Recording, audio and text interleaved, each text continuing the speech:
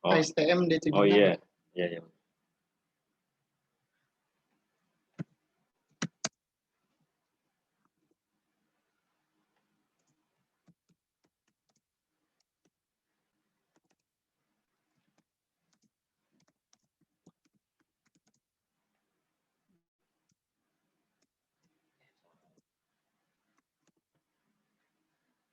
Ada lagi yang ingin bertanya setelah Mbak Edelin?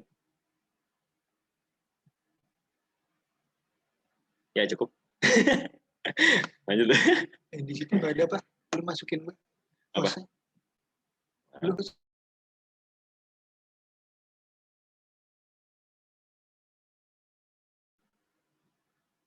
Maaf ya, saya akan rename nama saya dulu.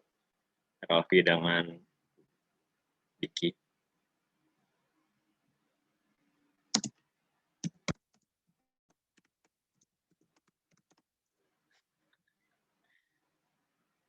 Jawab ya, pertanyaan Edelin. bisa lo nggak menjawab, Pak? Saya mau jawab nggak? Jawabannya apa?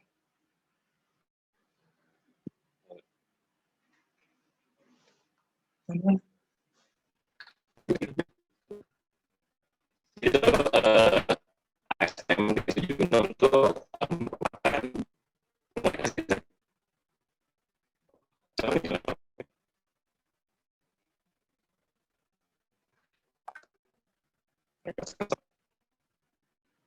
Resep-resep katanya. halo, tes. Udah nggak kresek nggak? Aman nggak? Aman. Aman sih kayak. Itu udah aman. Oke. ASTM 76 itu sebenarnya mirip ini ya, mirip ISO. Waduh, maaf. Mirip ISO gitu. Jadi ASTM 76 itu standarnya untuk pengujian tensile. Tensile ya. Jadi ya kurang lebih jawabannya seperti itu, Edelin. Terjawab? Oke. Makasih ya. Terima sama. Mungkin masih ada yang ingin bertanya. Atau kita lanjut ke kesimpulan?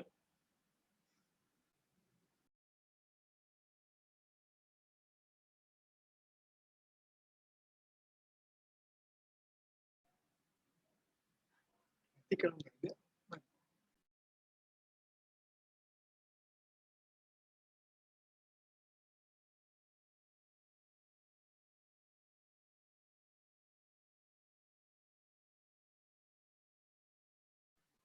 Oke, karena di tidak sini ada, kan ada YouTube-nya. oh ya, karena tidak ada pertanyaan, mungkin kita kembali ke kesimpulan untuk sebagai penutup ya. Silakan, Mas Diki.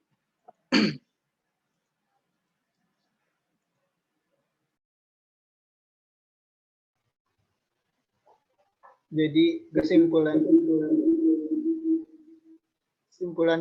studi ini menunjukkan bahwa laju erosi dan pola erosi dipengaruhi secara signifikan oleh sudut pelampiasan. Laju erosi diubah sehubungan dengan sudut pelampiasan karena partikel yang memantul mengganggu partikel yang datang. Akibat interaksi partikel-partikel menyebabkan perubahan lintasan partikel yang dapat mengakibatkan perubahan mekanisme dan pola erosi. Pada sudut impingment rendah, interaksi partikel-partikel lebih rendah. Prediksi model simulasi CFD sesuai dengan hasil eksperimen. Pendekatan permodelan CFD ini memberikan panduan yang berguna bagi mereka yang menganalisis respon erosi partikel pada material yang berbeda. Sekian presentasi dari kelompok saya, dan Diki dan Gerald. Kurang lebihnya mohon maaf. Wassalamualaikum warahmatullahi wabarakatuh.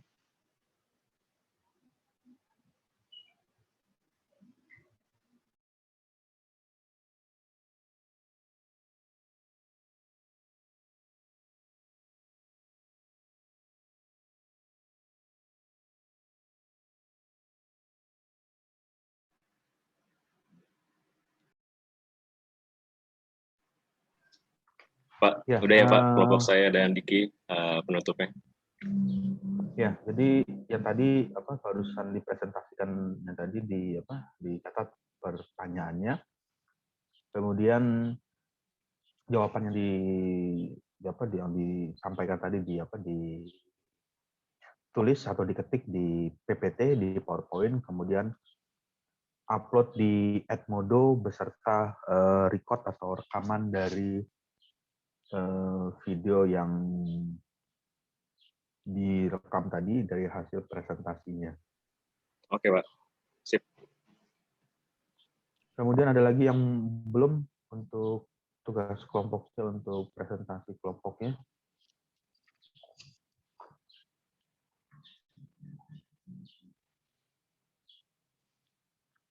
Ada lagi yang belum?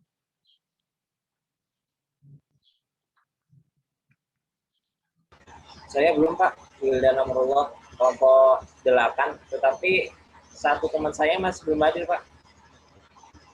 Maksudnya dia tadi lagi keluar sebentar. Lama nggak keluarnya? Kurang tahu, Pak.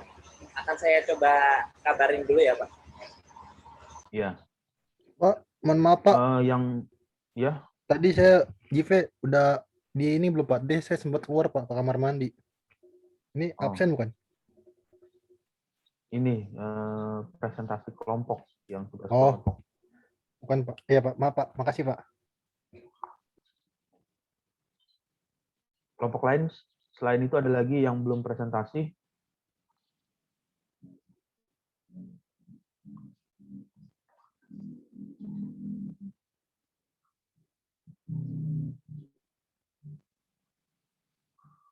Untuk siapa ya?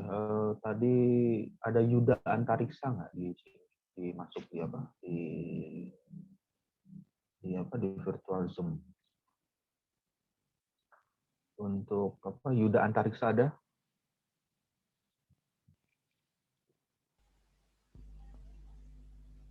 Oh iya, Pak.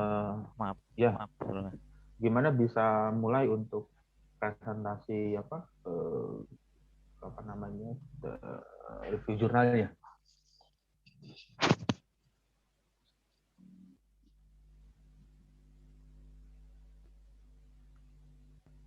Tapi untuk kelompok saya sebenarnya belum ada kelompok, Pak.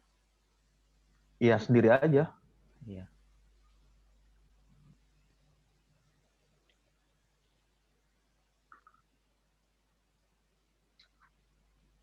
Ini sih, Pak, sebenarnya ada yang belum, maaf sebelumnya. Kenapa? Ada bagian yang belum. Karena kan waktu itu waktu itu saya masuk ke kelas Bapak kan terlambat, nggak dari awal gitu, Pak. Nah, nggak dari awalnya kenapa itu? Iya, itu karena waktu itu saya ini, Pak, di rumah sakit, lagi sakit itu. Saya lagi di rumah sakit, Pak.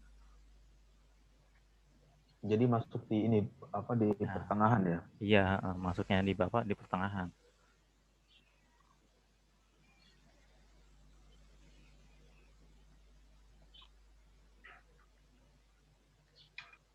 Ini gimana nih untuk tugasnya? Karena kita minggu depan udah ini, Pak, udah UAS ya, Pak. Iya.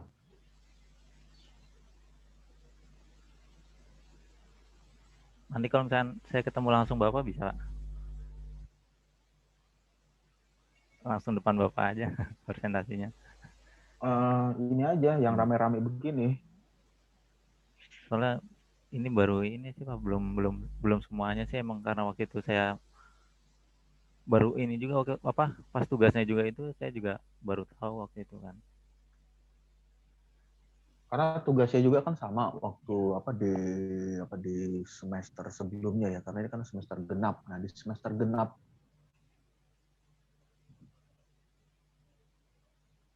Iya, Pak, coba kalau misalkan saya bisa nanti ini saya coba siapin, Pak.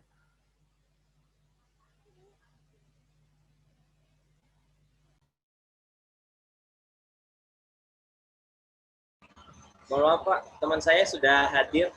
Jadi bagaimana?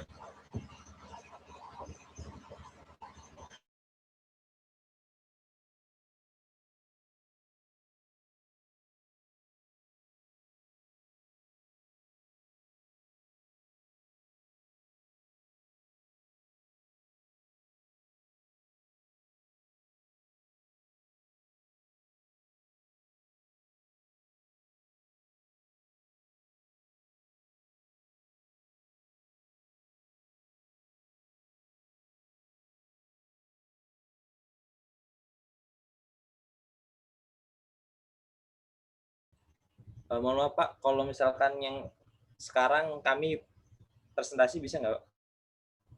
Teman saya udah ada soalnya, bersama Faris.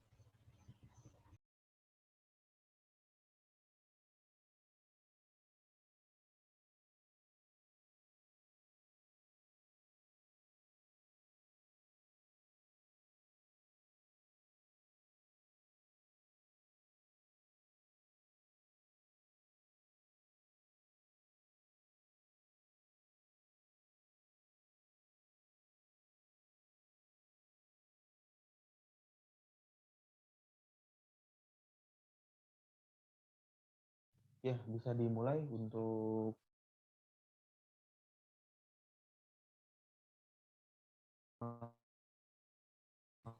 Oke, bismillahirrahmanirrahim. Assalamualaikum warahmatullahi wabarakatuh. Sebelumnya izinkan saya Dengan share screen, untuk kemudian di record. presentasi. Oh ya Pak, baik Pak. Untuk yang di sini udah record kan Pak? Udah. Sudah, jadi sudah ke record ya untuk rekamannya. Oke, mungkin bisa langsung aja untuk pembahasannya. Bismillahirrahmanirrahim. Assalamualaikum warahmatullahi wabarakatuh. Sebelumnya perkenalkan kami dari kelompok 7 akan membahas terkait presentasi pada kali ini. Untuk kelompok 7 terdiri dari saya sendiri, Wildan Amarullah Rosyid, dengan NIM 036, dan juga teman saya. Tes. Nama saya Faris Mulia dengan NIM 18103111034. Dan kelompok kami akan membahas terkait reduction of the generate aero acoustics. Jadi kita itu membahas terkait pengurangan dari noise dari vertical axis wind turbine dengan CFD.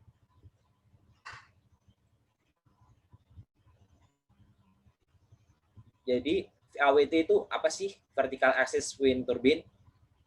Dan untuk pada kali ini kita akan bahas apa itu VAWT dan juga apa aja yang agenda pada kali ini. Pembahasannya pertama kayak abstraknya itu seperti apa, introduction-nya seperti apa, metode yang kita gunakan pada eksperimen kita itu seperti apa, hasil dan pembahasan, dan juga nanti kesimpulannya akan kita jelaskan.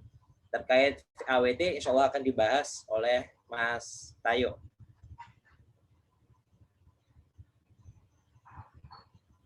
Oke. Selamat siang semua. Jadi sebelum kita masuk ke abstrak, sebenarnya kita cari tahu dulu tuh VAWT itu apa. Jadi VAWT itu adalah sebuah turbin. Nah, di sini yang kita bahas itu sebenarnya turbin itu dibagi dua untuk turbin angin sendiri. Yang pertama ada turbin horizontal dan turbin vertikal. Nah, di sini yang kita fokuskan di sini adalah vertikal. Dari vertikal ini sumbu vertikal itu jadi turbin angin yang sumbunya dari vertikal, dia jadi berputarnya berputar seperti vertikal. Nah, yang di sini kita bahas itu polusi suara. Kenapa yang kita bahas dari polusi suara? Nah, dari sebuah turbin itu entah itu vertikal atau horizontal, dua-duanya sama-sama mempunyai noise, dan kita di sini lebih fokus ke vertikal. Nah, polusi suara dari turbin angin merupakan masalah kesehatan masyarakat yang penting. Di sini mungkin di daerah-daerah kota itu suara-suara bisa mengganggu kenyamanan dari orang-orang. Nah, di sini itu vertikal tuh lebih sering di kota, sedangkan kalau di perdesaan atau di pesisir itu biasanya horizontal. Karena di vertikal itu lebih membutuhkan angin yang lebih sedikit dibandingkan yang horizontal. Maka dari itu vertikal ini lebih sering dipakai di kota. Ya, lanjut.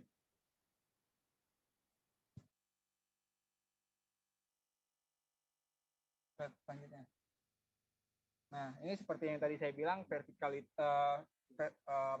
turbin itu dibagi menjadi dua. Yang pertama ada horizontal axis dan vertikal. Nah, di horizontal itu ada one blade, ada two blade, dan three blade, dan multi blade. Nah, di sini kalau untuk horizontal sendiri untuk efisiensi lebih bagus di blade ketiga. Nah, untuk vertikal axis itu ada Darius, ada PAWT, HWT, dan satu lagi. Dan ada Onius. Oke, selanjutnya. Nah, secara umum efek kebisingan yang dihasilkan dari vertikal wind turbine itu biasanya dari perputaran dari blade-nya itu sendiri. Nah, itu efeknya bisa efek subjektif termasuk gangguan kayak ketidakpuasan. Oh, ini perputaran ini bisik, cuman saya kayak nggak puas gitu loh kalau ada kebisingan seperti ini. Nah, terus ada gangguan dari aktivitas kayak misalnya orang lagi tidur, nah karena nggak kebiasaan dari kebisingan yang terjadi dari vertikal itu, dari perputaran itu, jadi orang kayak terganggu. Nah, terus ada efek fisiologis, kecemasan atau gangguan karena udah keseringan mendengar kayak gitu, lama-lama ada efek kecemasan gitu.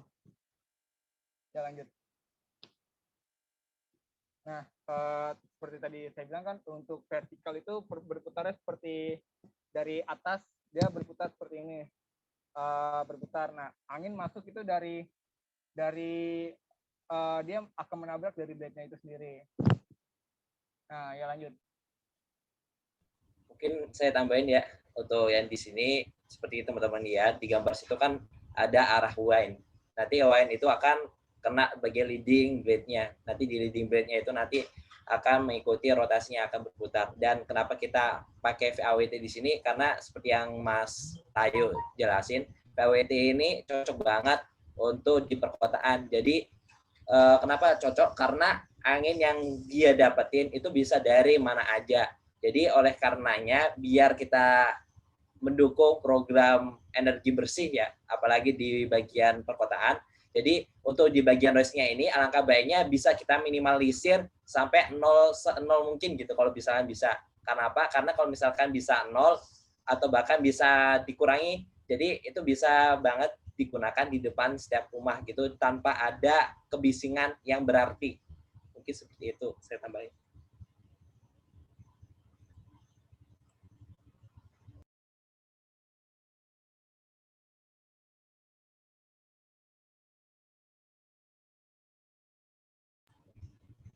Oke, sekarang masuk ke bagian metode. Untuk metode yang kita gunakan, ini jadi kita menggunakan kebisingan aerodinamis merupakan penyebab utama keluhan mengenai turbin angin modern. Karakteristiknya bisa serupa dengan kebisingan angin biasa, dan karena itu seringkali tertutupi oleh angin kencang. Diperkirakan bahwa aerodinamis dari dulu muncul dari sejumlah mekanisme berbeda yang terkait dengan cara airfoil berinteraksi dengan udara di sekitarnya. Sumber kebisingan lainnya juga pelepasan pusaran yang terjadi di wilayah aliran kecil yang terpisah di belakang TE atau tepi trailing yang tumpul.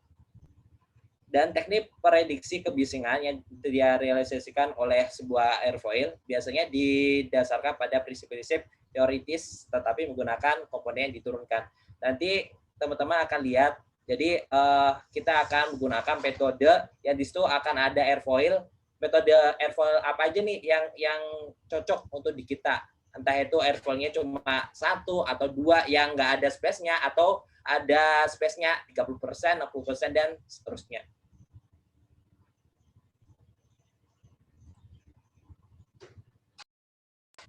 Jadi seperti ini ya teman-teman terkait metodenya. Jadi ini ada angin, ini ada sound propagation, di sini ada jarak-jaraknya, dan ini ada area rek 4, rek 1, rek 7. Dan insya Allah terkait ini ya nanti akan dibahas selanjutnya. Jadi ini ada ring-ringnya, suara setiap bagian mana yang paling noise-nya gitu.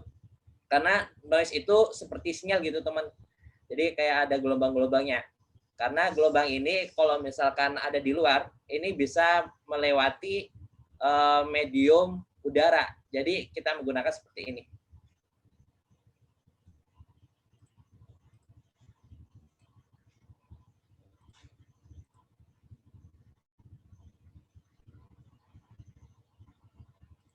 Dan kalau misalkan di bagian metode ini, ketika kita masukkan di bagian CFD itu sendiri, nanti akan kita dapatkan seperti ini teman-teman. Jadi ini misalkan ini ada double airfoil blade, terus ini ada velocity masuk, terus ada pressure-nya yang outlet. Nanti ketika ada di sini, nanti akan diperbesar tuh mesh-nya itu seperti apa, di dalam round blade-nya itu seperti apa. Terus ini kalau misalkan lebih jelasin lagi ya, nanti bentukannya seperti ini. Ini di sekitaran blade-nya seperti apa. Mungkin seperti itu. Terus ini kalau misalkan teman-teman kita seperti yang tadi setelah saya jelaskan, jadi kita itu pakai metode dengan yang objek di eksperimennya itu airfoil itu sendiri, blade airfoilnya itu sendiri. Pertama dari satu airfoil, jadi airfoilnya itu yang 3 sumbunya ini cuma ada satu aja, satu, atau ada double blade dengan beberapa variasi 0% spacing, 60%, 20%, ataupun 90%. Ketika kita udah dapat ini, nanti hasilnya nanti juga memperhatikan rek 1 sampai rek 9 seperti yang gambar-gambar yang sebelumnya. Dan ini untuk percobaan di bagian single blade. Di sini teman-teman seperti lihat, di sini ada tampilnya rek 1 sampai rek berapa sampai rek 9. Jadi ini ada gambar-gambarnya. Ini ada fluktuasi frekuensinya. Ini untuk di bagian double blade, no space. Ini 20% space. Nanti di bagian belakang nanti insya Allah akan kita tampilkan juga summary-nya itu seperti apa. Dan ini untuk 60 space. Jadi di sini itu seperti teman-teman lihat ya. Jadi yang paling pokok pentingnya ini ada rek 1 ya. Terus ada TSR juga.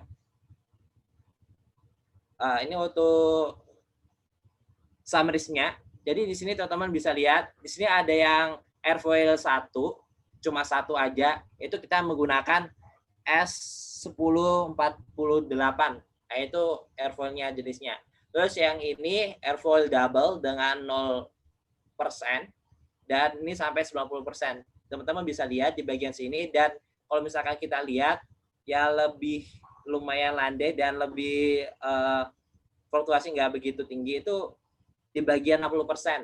Nanti insya Allah akan kita jelaskan juga di bagian kesimpulannya. Jadi ketika kita bandingkan nih, yang terbaik kan di sini kan 60%. Kalau misalkan kita bandingkan dengan yang normal alias air blade-nya 1 doang, kita akan mendapatkan seperti ini. Jadi ini misalkan di bagian letaknya rek 3, TSR-nya 5. Nah, di sini kalau misalkan yang biru ini, kalau misalkan dia itu pakai blade yang 1. Kalau ini kalau blade-nya 2 dengan jaraknya 60% spacing itu seperti ini. Dan ini untuk beberapa contoh yang lain. Dan ini untuk metodenya, ini speed ratio-nya dan ini speed ratio-nya juga. Jadi bisa teman-teman lihat. Jadi yang lebih lumayan landai itu dan lebih kecil itu di bagian 60%. Dan ini adalah gambar kalau misalkan di bagian pressure dan velocity yang terjadi pada airfoil itu sendiri. Kalau di bagian sini, di atas ini, kalau misalkan kita pakai konvensional turbin dengan cuma 1 aja, S1046, ini kalau yang double. Teman-teman bisa lihat ya, kalau misalkan di sini merahnya jelas banget. Sedangkan kalau misalkan ini kecil-kecil. Dan jaraknya nggak begitu besar. Dan untuk hasil dari pembahasan kali ini, jadi kebisingan aerodinamis yang terkait dengan turbin angin sumbu vertikal sangat jarang. Penelitian ini mengkaji pengaruh beberapa parameter terhadap kebisingan yang ditimbulkan dari turbin angin sumbu vertikal. Penulis menemukan bahwa airfoil yang terbaik adalah S1046 dari kinerja tinggi, lebih luas jangkauan operasi. Dan titik kebisingan yang rendah dari pandangan dalam pekerjaan ini pisau airfoil ganda. Dalam karya ini, pisau ganda airfoil, seperti yang gambar-gambar sebelumnya, diperkenalkan sebagai ide baru untuk mengurangi kebisingan dari turbin angin sumbu vertikal ini. Jadi, seperti yang telah teman-teman lihat di bagian grafik, jadi penulis ini yang membuat eksperimen ini, dia membuat inovasi baru nih untuk mengurangi kebisingan dengan cara menggunakan pisau ganda. Jadi, tadi dicoba tuh, mana yang jaraknya yang pas, dan ternyata yang lebih pasnya yang di bagian di akhir itu 60%.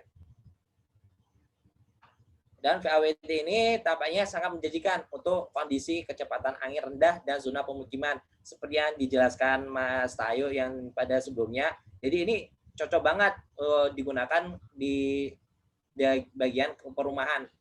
Kalau misalkan yang horizontal itu suaranya lebih bising, dan kalau misalkan kita butuhin buat itu harus tinggi banget. Jadi kalau misalkan ditaruh di perumahan itu kan agak terganggu. Jadi VAWT ini cocok banget kalau misalkan ditaruh di perumahan. Dan kita ketahui juga ternyata pengaruh jarak antara airfoil ganda ini dan rasio kecepatan serta jarak antara sumber kebisingan bilah turbin dan penerima teliti dalam kala ini itu ternyata ada pengaruhnya loh. Jadi setiap jarak-jaraknya terus airfoilnya 1 ataupun 2 itu ternyata ada pengaruhnya. Mungkin itu aja yang dapat kami sampaikan dari kelompok 7. Mungkin teman-teman ada yang ingin bertanya.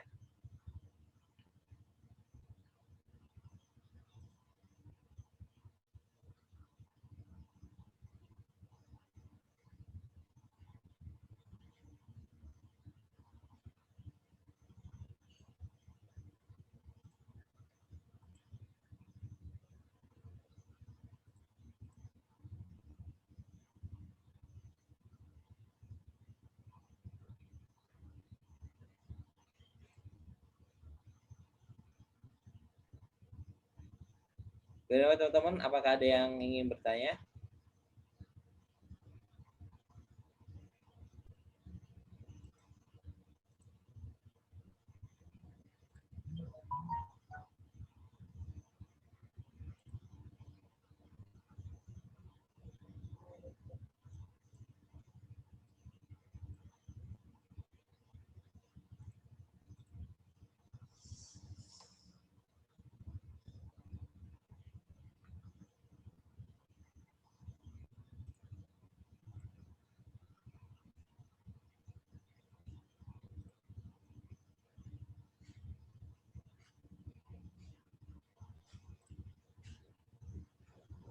Tes suara saya masuk nggak nih?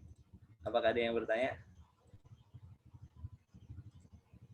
Dan Arif mau nanya. Oke, Mas Arif dengan NIM 51 ya? Iya Dan. Suaranya jelas nggak? Jelas kok. Nah ini mau bertanya kan tadi ngejelasin ini tentang VAWT ya. Nah pertanyaan saya juga kurang lebih tentang VAWT itu sendiri. Nah kan dia tadi salah satunya bagus untuk di perumahan karena mudah mendapat angin ya dari segala arah. Nah mau tahu kenapa gitu VAWT bisa mudah mendapatkan angin dari segala arah gitu. Sedangkan horizontal kan tidak gitu. Mau tanya itu aja sih Dan, makasih. Ngerti kan Dan maksudnya Dan pertanyaannya? Iya, mengerti. Oke, makasih. Mas Tayo ini kelihatannya bisa jawab langsung atau dikumpulin dulu nih, Mas Tayo? Setelah mau langsung jawab atau mau dikumpulin? Langsung jawab juga nggak apa-apa, mumpung sambil nunggu yang lain. Oke, langsung saya jawab ya. Tadi pertanyaannya mengapa VAWT lebih mudah ya untuk mendapatkan angin dibandingkan horizontal ya. Jadi seperti yang kita tahu, kalau dibilang sumbu VAWT, horizontal wind turbine. Nah, jadi itu kalau horizontal kan kayak dia nerimanya cuma satu arah. Nah, dibandingkan kalau VAWT, nah kalau VAWT itu dia nerima dari segala arah. Jadi dia dari perputaran 360 derajat. Dia berputarnya enggak seakan-akan dia berputar. Misalnya dia dapat dari arah timur, terus dia ada lagi dari barat, ntar anginnya bertabrakan, enggak gitu. Dia berputar searah aja karena di vertikal itu ada namanya leading edge. Nah, seperti tadi yang dikasih paham sama si Wildan. Jadi itu leading edge itu kayak sudut serang angin. Nah, jadi itu ketika angin datang, dia namanya, nah sebelum kita masuk ke leading edge itu dari sebuah bilah atau blade dari sebuah vertikal itu namanya ada namanya airfoil. Nah, di airfoil itu ada namanya leading edge dan trailing edge. Dan ketika angin datang gitu, dia langsung diterima sama leading edge. Nah, di leading edge itu di mana serangan angin atau angel attack dari angin itu dia akan terima. Jadi dari segala arah timur, barat, selatan, dia akan berputar satu arah. Jadi dia nggak mungkin bertabrakan dari berbagai arah. Misalnya yang satu ke kanan, yang satu ke kiri, itu enggak, karena adanya airfoil itu sendiri. Kalau dibilang nah tapi di horizontal ini seakan perkembangan zaman dia udah bisa mengikuti si vertikal. Kenapa? Karena di vertikal di horizontal itu sekarang udah ada yang namanya kayak buntut si fan ekor dari horizontalnya itu. Karena ketika angin datang, misalnya dia angin dari arah timur, dia akan berputar ke arah timur di mana datangnya angin tersebut. Jadi untuk yang sekarang horizontal itu sekarang udah dibilang bisa mengikuti arah angin, bisa efisiensinya lebih meningkat. Ketika angin datang dari timur, dia akan bergerak timur, ketika dia barat akan ke arah barat gitu. Jadi ketika dibilang lebih bagus vertikal gitu kalau menurut saya. Izin nambahin Mas, kelihatannya lebih cocoknya lebih ke tergantung si kondisi sih Mas, situasi dan kondisi nih. Kalau misalkan butuhnya tenaganya gede, berarti pakai horizontal. Tetapi ada resiko kalau misalkan pakai horizontal, yaitu konstruksinya harus diperhatikan banget karena kayak towernya itu harus tinggi banget.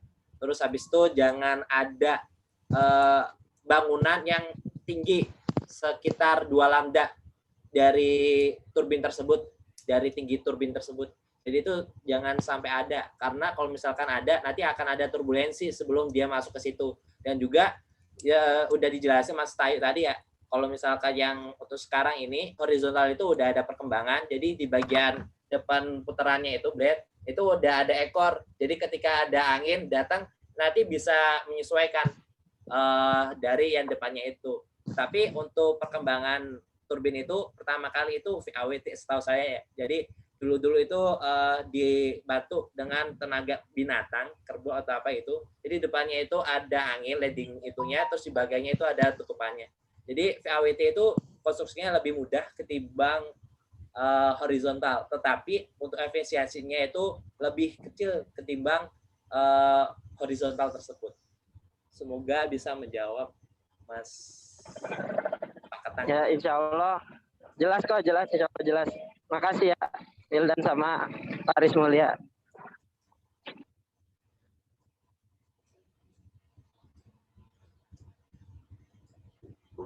Dari teman-teman, apakah ada pertanyaan lagi?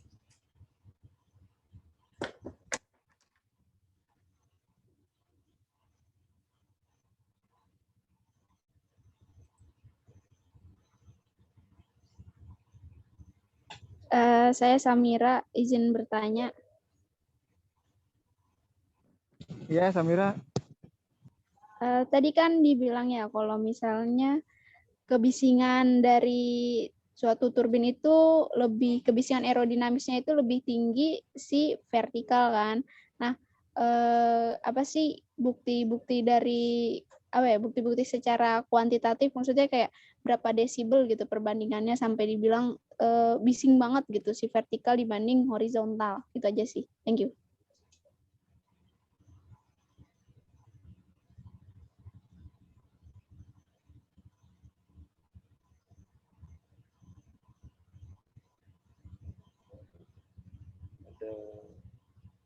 Horizontal.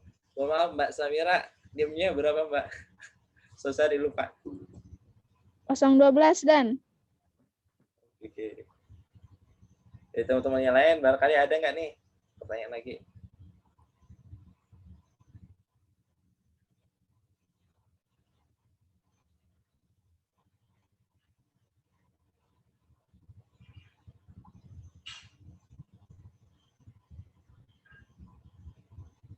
Mungkin sambil saya sama Mas Tayo diskusi, mungkin ada teman-teman yang kepingin nambahin.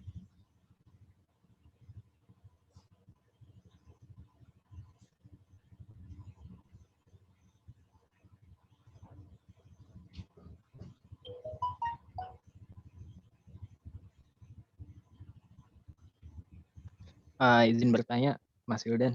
Nama saya Rizky Maulana, NIM 038.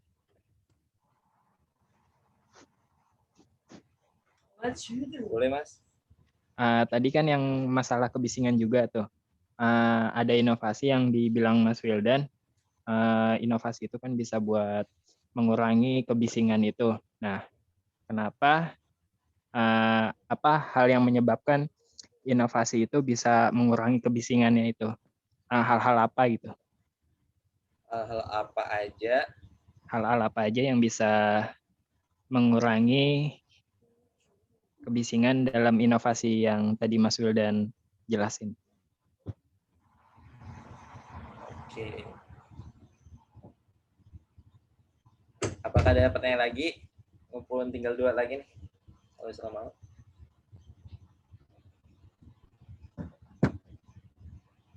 Kalau misalkan belum ada, mungkin saya jawab dulu dari Mas Samira terlebih dahulu ya. Mengapa vertikal lebih bising daripada horizontal? Sebelumnya waktu ya di bagian sini tadi kita membahas terkait horizontal, Mbak. Jadi dari airfoil yang konvensional yang beratnya cuma 1 dibandingkan dengan airfoil yang beratnya ada 2. Terus untuk di bagian 2 ini akan kami coba jawab setahu kami ya. Mengapa vertikal lebih bising daripada horizontal? Kalau misalkan kita membahas terkait dengan suara dari blade tersebut, bukan dari mekanik. Untuk yang bagian angin, untuk blade-nya tersebut itu menurut kami justru malah lebih bisingan. Bener sih, vertikal. Oh ya, betul-betul. Mengapa vertikal lebih bising daripada horizontal?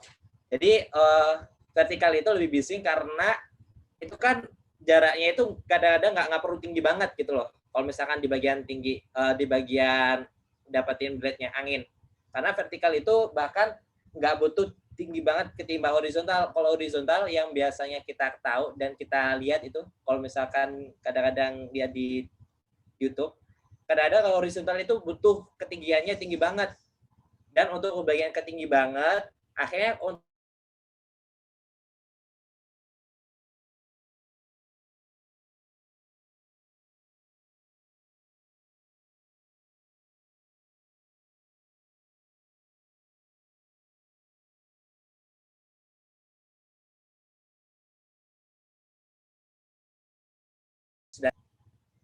jadi itu kalau misalnya membahas terkait ini, tapi kita nggak bisa bahas terkait data ya, Mas. Jadi lebih ke bagian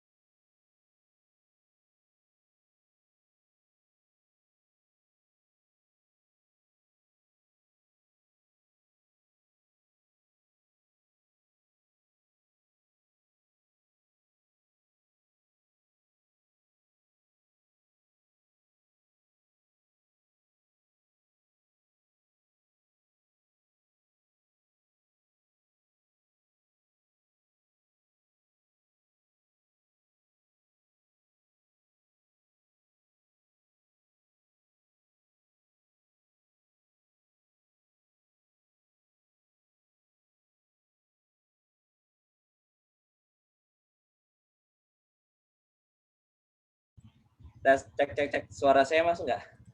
Iya, masuk. Oke. Tadi yang terkait Mbak Samir udah sampai mana ya? Jadi untuk yang bagi vertikal ini suaranya lebih bising di bagian ini karena jarak yang dibutuhkan itu nggak begitu tinggi, Mbak. Jadi gampang banget kita dengar untuk suara noise dari blade tersebut. Tetapi untuk horizontal, untuk dapat efisiensi dan juga energi yang sangat besar, horizontal itu biasanya ketinggiannya tinggi banget. Jadi kalau misalkan ada bising blade bahkan kalau misalkan ada suara bising dari blade, itu tersamarkan dengan suara dari udara atau angin yang di sekitarnya. Seperti itu. Untuk data, mohon maaf kami tidak bisa dikasih, tapi untuk yang terkait lapangannya seperti itu. Oke, makasih Mas Wildan udah menjawab. Selanjutnya untuk jawaban Mas Rizky, mungkin Mas Tayu bisa bantu jawab.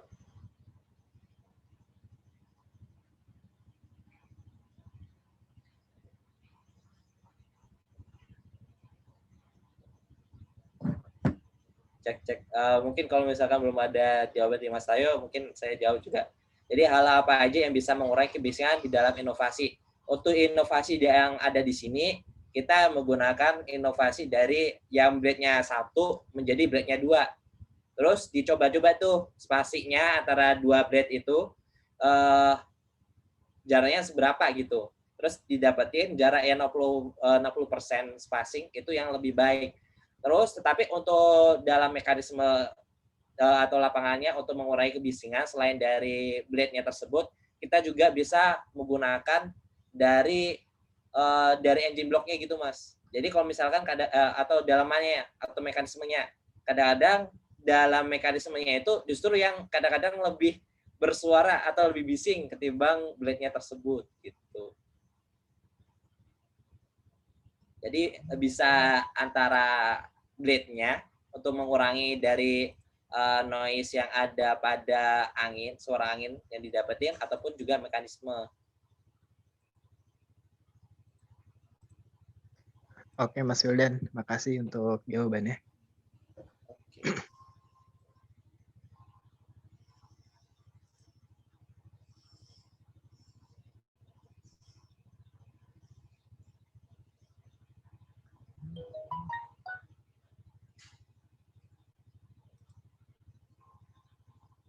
Apakah teman-teman yang lain, apakah ada yang ingin ditanyakan kembali? Atau sudah cukup?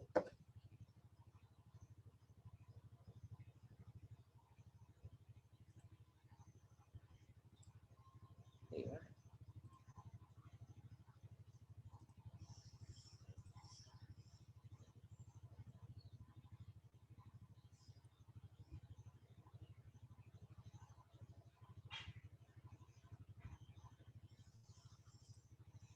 Gimana teman-teman? Apakah ada yang bertanya lagi? Kalau tidak ada, mungkin bisa kita cukupkan.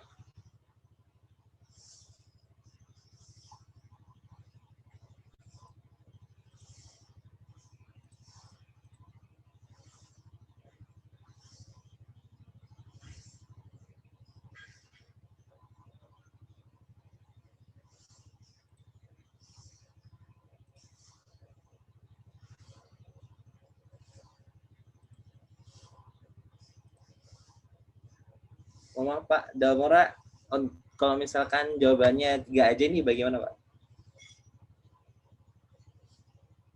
Gimana? Pertanyaannya 3. Iya Pak. Kemungkinan teman-teman belum ada yang ingin bertanya kembali. Masih ada yang presentasi lagi nggak? Seharusnya ada sih Pak. Kami soalnya kelompok segini, dan setelah kami ada lagi Pak. 8, 9, 10. Kelompok berapa?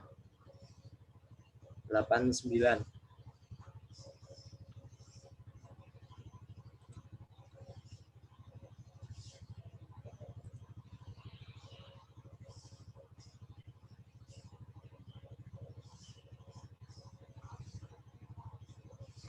Ada lagi kelompok yang berikutnya?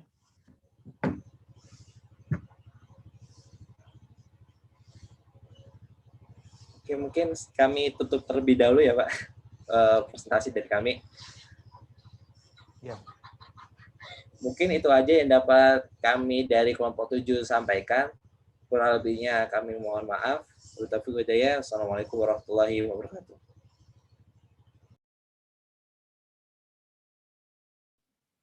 Ya, jadi nanti di catat lagi apa yang tadi yang pertanyaannya, diketik pertanyaan yang barusan tadi presentasi yang ditanyakan, kemudian jawaban apa yang diberikan ditulis di PPT, di PowerPoint, kemudian setelah itu di-upload di Edmodo dengan record atau rekaman dari presentasi kelompok tadi ya, kelompok 7 ya. Yang selanjutnya masih ada lagi kelompok yang belum presentasi. Karena kalau di minggu depan kita sudah masuk ke UAS ya, ujian akhir semester.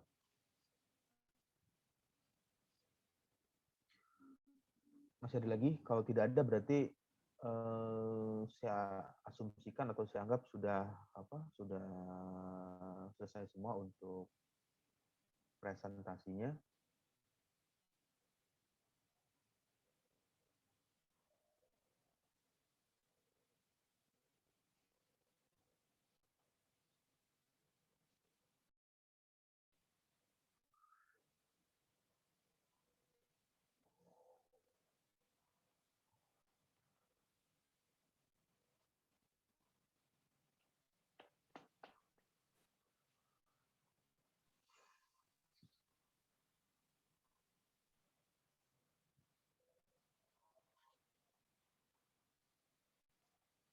Ya, nanti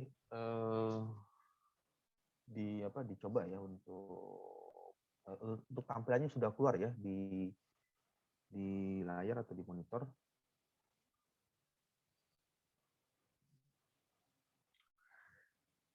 Nanti dicoba untuk tugasnya, coba dilakukan simulasi dengan menggunakan UDF, User Defined Function.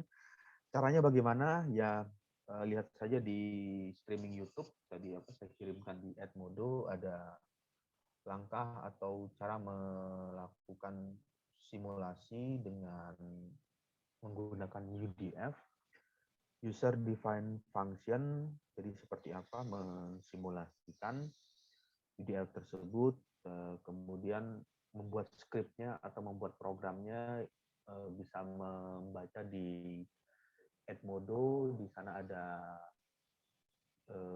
e-book atau ada yang dikirimkan PDF.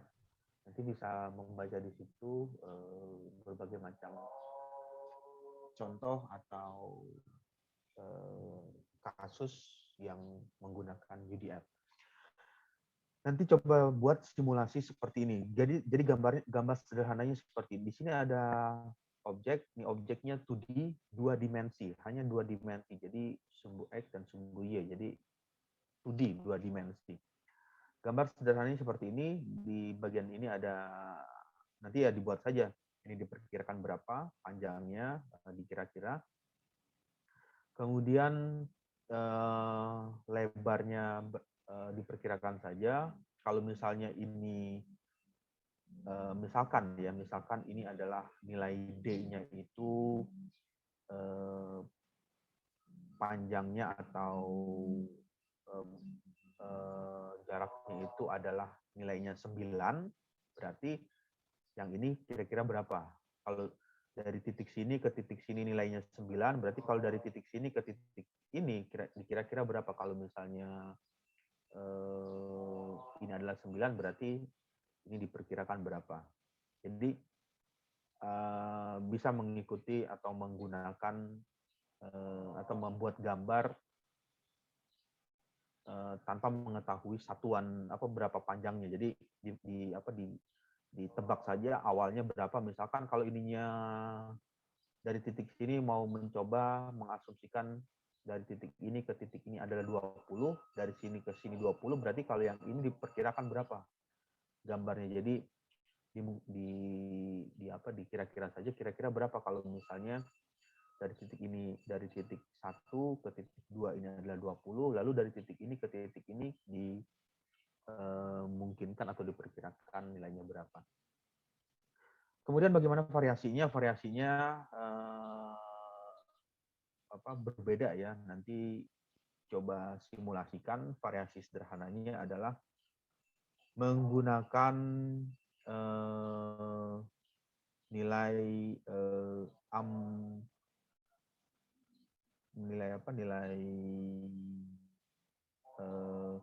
amplitudo. Jadi nanti amplitudonya menggunakan variasi atau kombinasi dari NIM, nomor induk mahasiswa. Jadi NIM-nya misalkan sebagai apa? Contohnya saya kasih lihat di sini. NIM-nya adalah misalkan ya, NIM-nya 18 10 3 18 10 31 1007. Misalkan NIM-nya seperti itu, berarti nanti coba divariasikan, ambil 2 digit. Jadi digit pertama 18 amplitudonya, kemudian yang kedua 10, kemudian yang berikutnya 31, kemudian yang berikutnya 10, dan yang berikutnya adalah 7.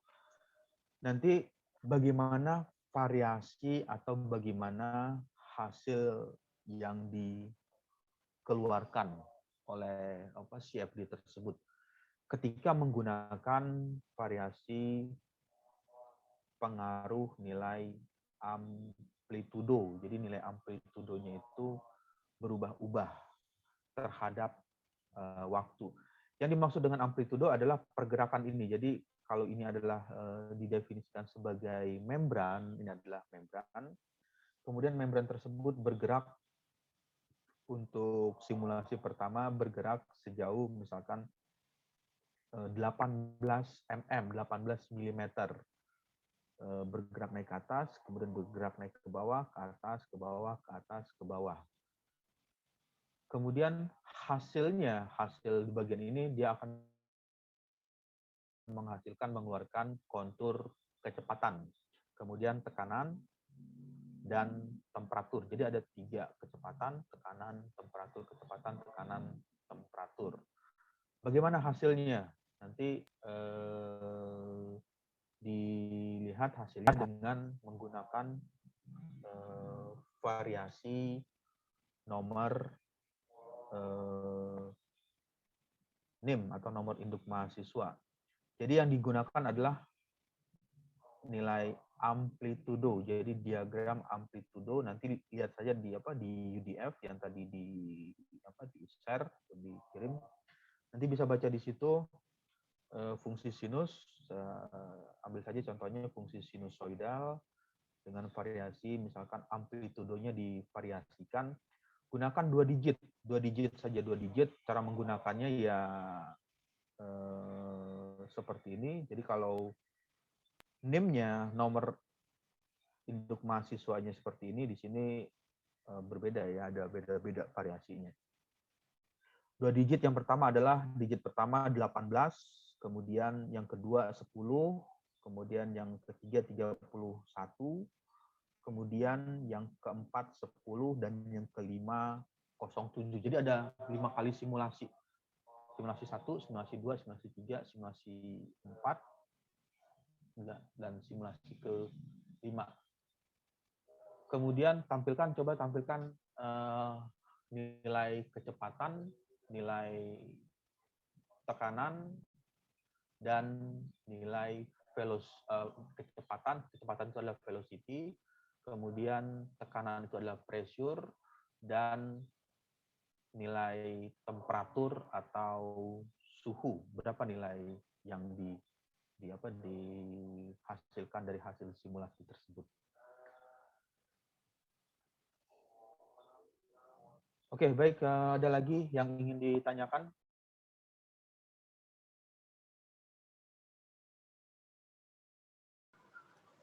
Pak, saya ingin bertanya, Pak.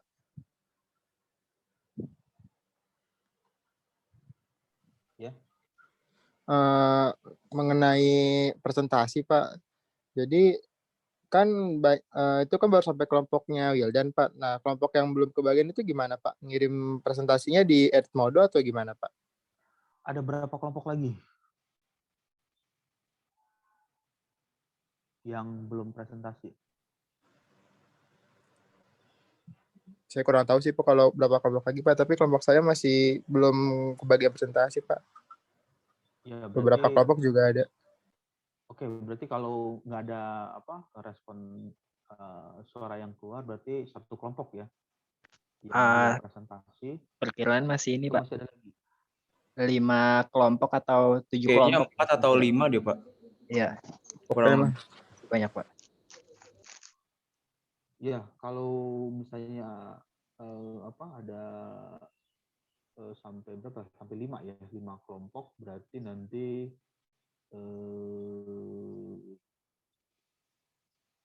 ketemu lagi di hari Rabu untuk presentasi kelompok ya.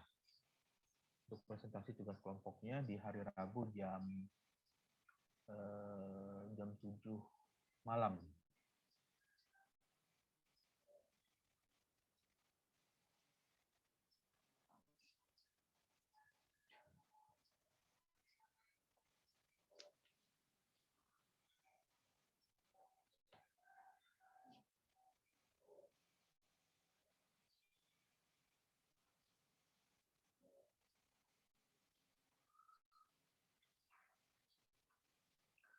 Ya, jadi nanti yang kelompok yang belum presentasi atau itu belum melakukan presentasi kelompoknya di jam 7 malam besok ya, kalau sekarang hari Selasa, besok Rabu jam 7 malam kita habiskan semua untuk tugas kelompok yang belum melakukan presentasi kelompok. Oke, ada lagi pertanyaan?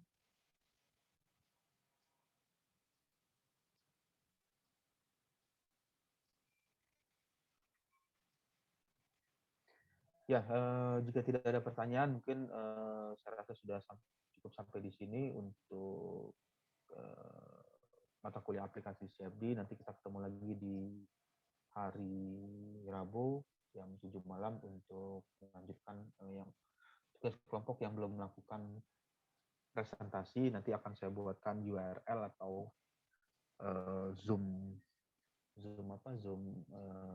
virtualnya untuk presentasi di hari Rabu. Oke, selamat sore. Wassalamualaikum warahmatullahi wabarakatuh. Waalaikumsalam warahmatullahi wabarakatuh. Makasih Pak. Waalaikumsalam warahmatullahi wabarakatuh. Terima kasih Pak.